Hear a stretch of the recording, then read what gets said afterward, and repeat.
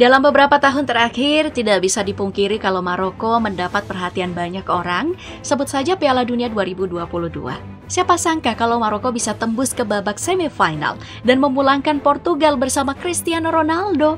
Nah, di tahun 2023 ini, Maroko juga mendapat perhatian, tapi bukan karena prestasi, melainkan kontroversi perihal posisi yang mereka ambil dalam konflik antara Hamas dan juga Israel. Perlu kita tahu, pada 11 November 2023 kemarin, Konferensi Tingkat Tinggi Liga Arab dan Organisasi Kerjasama Islam di Riyadh, Arab Saudi 11 November 2023. KTT luar biasa ini membahas konflik antara Israel dan Hamas. Konflik ini memang harus dibicarakan secara menyeluruh agar tercapainya gencatan senjata penuh di sana. Hal ini dikarenakan sudah banyak ahli yang membenarkan kalau kejadian Israel dan Hamas ini bukan lagi perang semata, tapi merupakan tindakan genosida yang harus dihentikan. Nah, dalam pertemuan tersebut, Presiden Iran setidaknya memberikan poin-poin penting yang bisa dilakukan negara-negara Islam untuk menyudutkan Israel yang akhirnya bisa membuat Israel mengumumkan gencatan senjata penuh. Poin-poin tersebut berisi 5 hal, mulai dari mencegah alat perang Amerika Serikat di Timur Tengah yang digunakan oleh Israel, membekukan kontak diplomatik dan ekonomi dengan Israel, lalu melarang perdagangan minyak dengan Israel, melarang penerbangan ke dan dari Israel melewati langit negara-negara Islam, kemudian mengirim delegasi ke Amerika Serikat, Eropa, dan Rusia untuk mendiskusikan gencatan senjata penuh. Permintaan sanksi yang dijatuhkan pada Israel ini tentu akan menjadi pukulan telak bagi Israel, karena bisa menyebabkan kelumpuhan ekonomi yang luar biasa hebat. Tapi sayang sekali, negara-negara Islam yang hadir di konferensi tingkat tinggi tersebut tidak mencapai sepakat karena beberapa negara utama tidak ingin menjatuhkan sanksi pada Israel. Salah satunya adalah Maroko dan juga 8 negara Islam lainnya seperti Arab Saudi, Uni Emirat Arab, Bahrain, Mesir, Yordania, Sudan, Mauritania, dan juga Djibouti.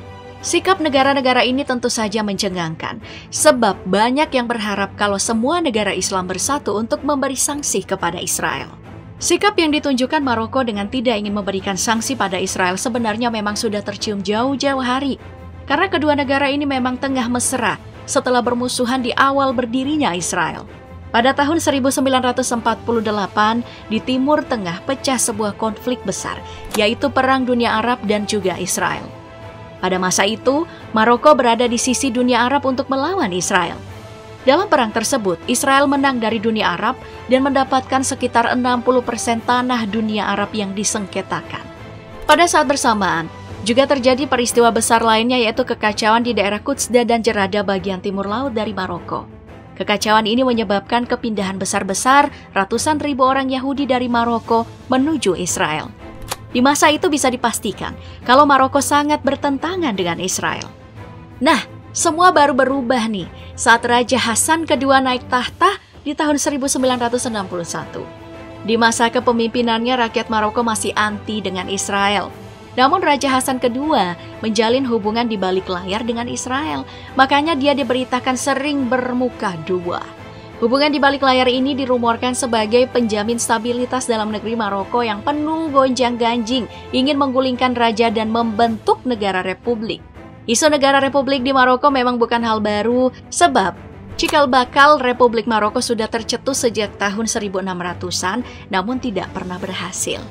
Nah, di masa kepemimpinan Hasan II, dirinya juga pernah mengalami percobaan kudeta militer sebanyak 2 kali, yakni tahun 1971 dan 1972. Namun, semuanya gagal. Nah, kegagalan dari kudeta militer ini banyak dirumorkan berkat bantuan dari Israel pada keluarga istana Maroko.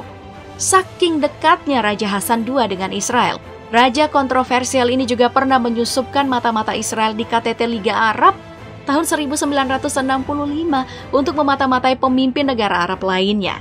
Aksi mata-mata ini kemudian hari terungkap kalau menjadi bagian penting dari kemenangan Israel di Perang 6 Hari pada 1967. Kedekatan antara Raja Hasan II dan juga Israel memang tidak bisa dipungkiri.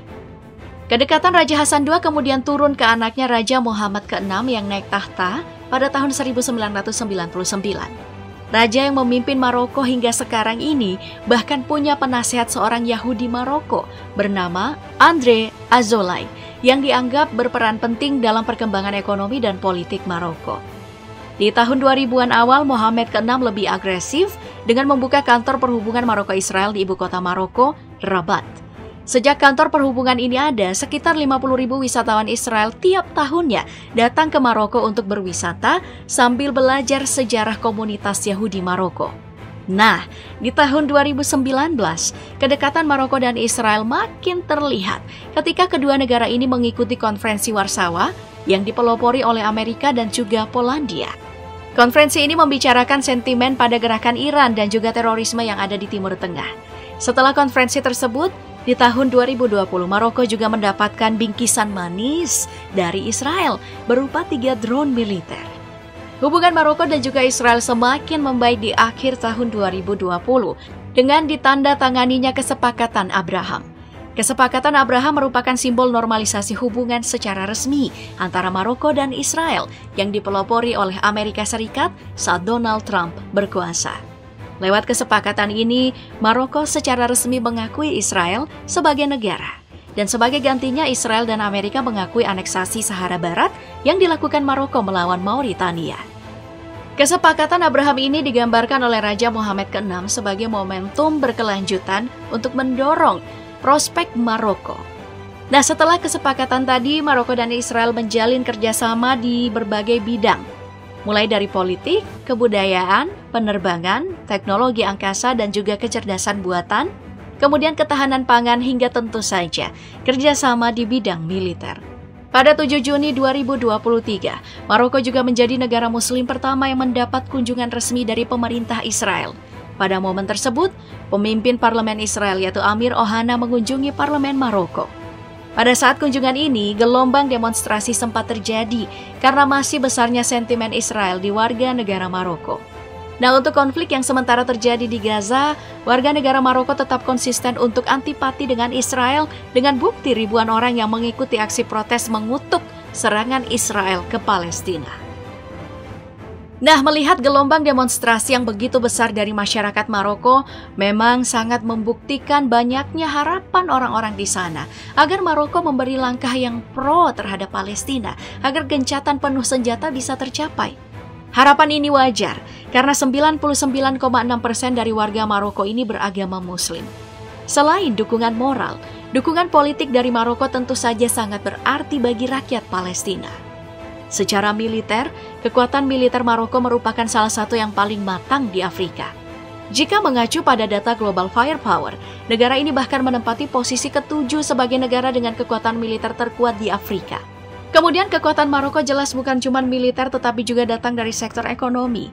Dari data yang didapatkan, Maroko ini merupakan negara kelima dengan GDP terbesar di Afrika.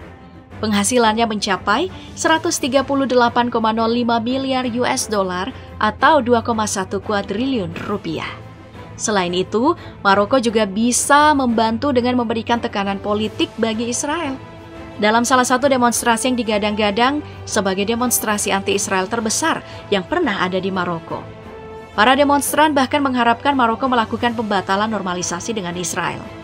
Gerakan politik yang bisa dilakukan Maroko memang besar sebab negara ini merupakan bagian dari Liga Arab dan juga Organisasi Kerjasama Islam. Sayangnya, seperti yang kita ketahui di awal tadi, kalau Maroko memilih untuk tidak ikut memberikan sanksi pada Israel karena sangat butuh dengan figur Israel dan juga Amerika Serikat. Sampai sekarang, bantuan yang diberikan Maroko terhadap Palestina setelah konflik pecah di Oktober kemarin adalah bantuan kemanusiaan sebanyak 2 pesawat militer. Dari pernyataan yang dikeluarkan ke publik oleh Ahmed Tazi sebagai bagian pemerintah Maroko, bantuan ini merupakan bukti komitmen terus-menerus Raja Mohammed ke-6 pada perjuangan rakyat Palestina. Nah, pertanyaannya, apakah ini cukup? Atau ini hanya pemanis agar berita bahwa Maroko tidak mendukung sanksi untuk Israel meredup dalam negeri?